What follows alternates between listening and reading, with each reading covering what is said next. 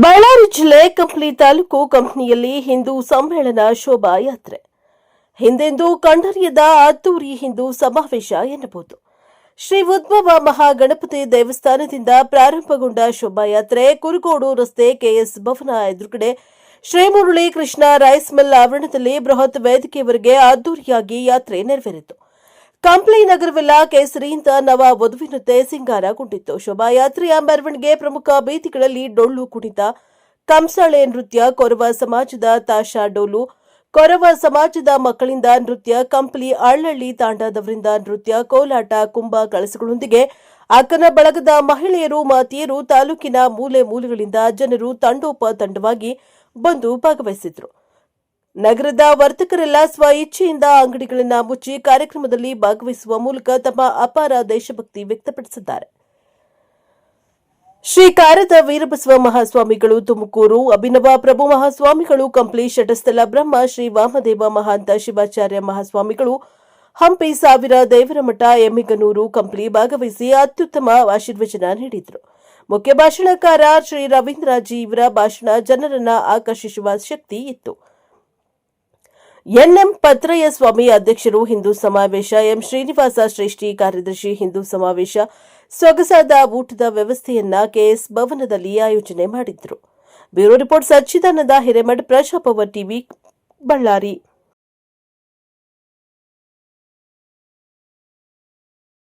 ಹೇಳ್ತೀವಿ. ಹಾಗಾದ್ರೆ ಯಾರು ಇವರು ಹಿಂದೂಗಳು? ಯಾರನ್ನ ಹಿಂದೂ ಅಂತ ಕರಿಬೇಕು? ಯಾಕಂದ್ರೆ ಹೊರಗಡೆ ಬಹಳ ಜನರಿಗೆ ಹಿಂದೂ ಅಂತ ಹೇಳ್ಕೊಳ್ಳಿಕ್ಕೂ ಸಂಕೋಚ, ಹಿಂದೂ ಅಂತ ಹೇಳ್ಕೊಳ್ಳಿಕ್ಕೂ ನಾಚಿಕೆ ಇದೆ. ಕೆಲವೊಬ್ಬರಿಗೆ, ಬಹುತೇಕ ಸಮಾಜ ಇವತ್ತು ಗರ್ವಸೆ ಕಹೋ ಹಮ್ ಹಿಂದೂ ಹೈ ಹೇಳುವಂತ ಸಮಾಜನೇ. ಆದ್ರೂ ಕೆಲವೊಬ್ಬರಿಗೆ ಸಂಕೋಚ ಇದೆ. ಹಿಂದೂ ಅನ್ನೋದು ಇದು ಯಾವುದೋ ಜಾತಿ ಅಲ್ಲ, ಮತ ಅಲ್ಲ, ಪಂಥ ಅಲ್ಲ, ಪೂಜಾ ಪದ್ಧತಿ ಅಲ್ವೇ ಅಲ್ಲ. ಹಿಂದೂ ಇದು ಬಗ್ಗೆ ಮಾತನಾಡಬೇಕಂದಾಗ ನಮಗೆ ಹೆಮ್ಮೆ ಬೇಕಾಗ್ತದೆ, ಗರ್ವ ಬೇಕಾಗ್ತದೆ. ಕಾರಣ ಏನು ಅಂತಂದ್ರೆ, ಮೊಟ್ಟ ಮೊದಲನೇ ಮಾತು ಸ್ವಾಮಿ ವಿವೇಕಾನಂದರ ಮಾತು, ಹೇಳಿ ಎದ್ದೇಳಿ. ನಿಮಗೆ ಅರ್ಥ ಆಗ್ತದೆ? ಹೇಳಿ ಎದ್ದೇಳಿ, ಎದ್ದೇಳಿ ಅಂತ ಹೇಳಿದ್ರು. ಒಂದೇ ಸಾರಿ ಹೇಳಿದ್ರು ಮುಗಿದು ಹೋಗ್ಬಿಡ್ತಿದೆ ಎದ್ದೇಳ್ರಿ ಅಂತ.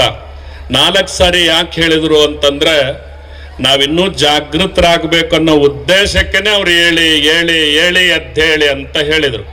ನಿಮಗೆಲ್ಲ ಪ್ರಶ್ನೆ ಮಾಡ್ಕೊಳ್ತಾ ನಿಮ್ಮನ್ನು ನನ್ನ ದಾರಿಗೆ ತರೋದಕ್ಕೆ ಪ್ರಾರಂಭ ಮಾಡ್ತಾನೆ.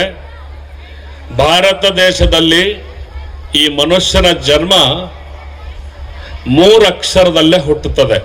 ಎಷ್ಟು ಅಕ್ಷರ? 3 ಅಕ್ಷರದಲ್ಲೇ ಹುಟ್ಟುತ್ತದೆ. ಗಮನ, ನಿಮಗೆಲ್ಲರಿಗೂ ಪ್ರಶ್ನೆ ಮಾಡೋದಕ್ಕೆ, ಈ ದೇಶ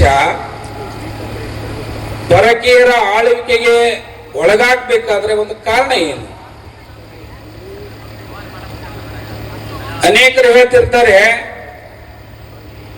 ಗಸನಿ ಮಮ್ಮದ, ಗೋರಿ ಮಮ್ಮದ ದಾಳಿ ಮಾಡುವಾಗ ಹೊಲದಾಗ ಕೆಲಸ ಮಾಡ್ತಾ ಇದ್ರು ಶ್ರಮಿಕರು. ಸೈನ್ಯ ದಂಡೆತ್ತಿ ಹೋಗ್ತಾ ಇತ್ತು.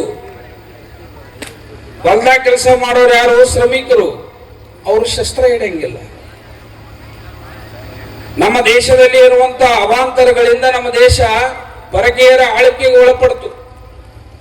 ಕ್ಷತ್ರಿಯರು ಮಾತ್ರ ಶಸ್ತ್ರವಿದ್ಯೆಯನ್ನ ಹಿಡ್ಕೊಂಡು ಯುದ್ಧ ಮಾಡಬೇಕು. ಶ್ರಮಿಕರಾದಂತ ಹಿಂದುಳಿದ ಜನಾಂಗ ಯುದ್ಧದಲ್ಲಿ ಭಾಗಿಯಾಗಂಗಿಲ್ಲ ಅನ್ನುವಂತ ಕೆಲವೊಂದು ನೀತಿಗಳೇನಿದ್ದು ನಮ್ಮ ದೇಶದ ಸೋಲಿಗೆ ಕಾರಣ ಆಯ್ತು ಅನ್ನುವಂಥ ಸತ್ಯನೂ ಕೂಡ ಅರ್ಥೈಸಿಕೊಳ್ಬೇಕು. ಶ್ರಮಿಕರು ಇರುವ ದೇಶಭಕ್ತಿಯನ್ನ, ಶ್ರಮಿಕರನ್ನ, ಶ್ರಮವನ್ನ ಕ್ರಮವನ್ನಾಗಿ